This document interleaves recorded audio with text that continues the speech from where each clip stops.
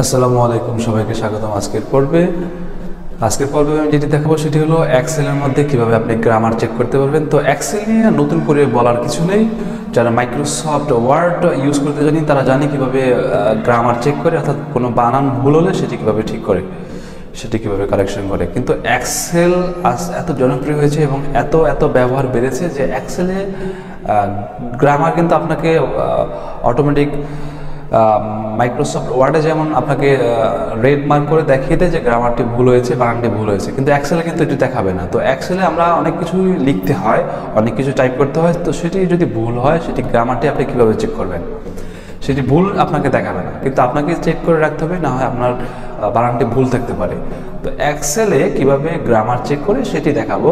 খুবই simple এক্সেলে grammar check করা। আমি আবারও বলছি, মাইক্রোসফট ওয়ার্ডে কিন্তু আপনাকে রেড মার্ক করে দেখিয়ে দিবে যে এই বানানটি ভুল হচ্ছে, কিন্তু এক্সেলে কিন্তু সেটি দেখায় না। এই জন্য এক্সেলে গ্রামার চেক করা আরও জরুরি। প্রয়োজনে চ্যানেলটিকে সাবস্ক্রাইব করে সাথে থাকুন সম্পূর্ণ ফ্রিতেই। জি দর্শক, প্র্যাকটিক্যাল অংশে এসেছি। এই জন্য আমি আগে থেকেই একটি মাইক্রোসফট এক্সেলের ওয়ার্ড খুলে রেখেছি এবং পাশাপাশি একটি ওয়ার্ডের ফাইল খুলে রেখেছি দেখানোর স্বার্থে, সুবিধার্থে। তো এই জন্য আমি ওপেন করছি। এটি হলো এক্সেলের আর এটি হলো এমএস ওয়ার্ডের। তো আমি যেটি বলছিলাম আমার শুরুতেই, যে আমি যদি ওয়ার্ডে কিছু লিখতে যাই তাহলে আমাকে বানান এভাবে লাল আন্ডারলাইন করে দেখিয়ে দিবে যে আমার বানানটি ভুল হয়েছে। বাট আমি যদি এক্সেলে লিখি, এটি এক্সেলের ফাইল, এক্সেলে লেখার পরে আমাকে এখানে ভুল দেখাবে না। আমি জাস্ট এখানে একটি র্যান্ডমলি কিছু কিবোর্ড থেকে প্রেস করে রেখেছি দেখানোর স্বার্থে, যে এখানে কোনো কিছুই রেড মার্ক করে স্পেলিং যে ভুল হয়েছে এটি দেখাচ্ছে না, ওয়ার্ডে যেটি দেখাচ্ছে। তো আমরা সবাই জানি ওয়ার্ডটাকে কিভাবে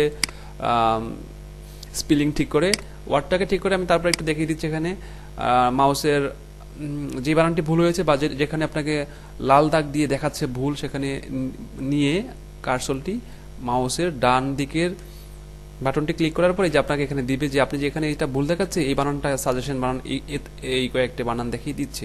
তো এখান থেকে আপনি যে কোনো একটি সাজেশন বানান হিসাবে নিয়ে সঠিক করতে পারেন। কিন্তু এক্সেলের ক্ষেত্রে এটা কিন্তু এখানে অটোমেটিক দেখাবে না। আমি দেখাচ্ছি। সাপোজ আমি এখানে ইন্টারন্যাশনাল বানান ইচ্ছা করে ভুল লিখবো, NAT লিখবো না,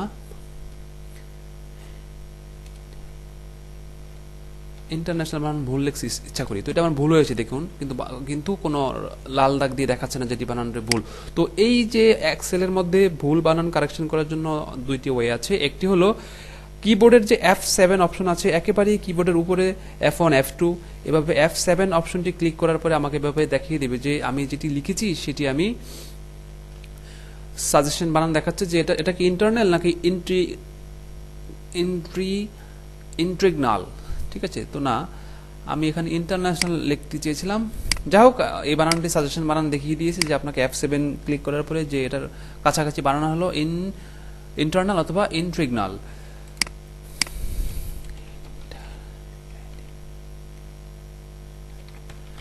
এই যে এবার লিখলাম ইন্টারন্যাশনাল বানানটি ভুল লিখেছি। তো আমি F7 দেওয়ার পরে দেখুন এই যে আমাকে দেখাচ্ছে যে সাজেশন ইন্টারন্যাশনাল বানানটা। তো আমি এটা সিলেক্ট করে যদি চেঞ্জ দিই তাহলে বানানটি ইন্টারন্যাশনাল হয়ে গেল।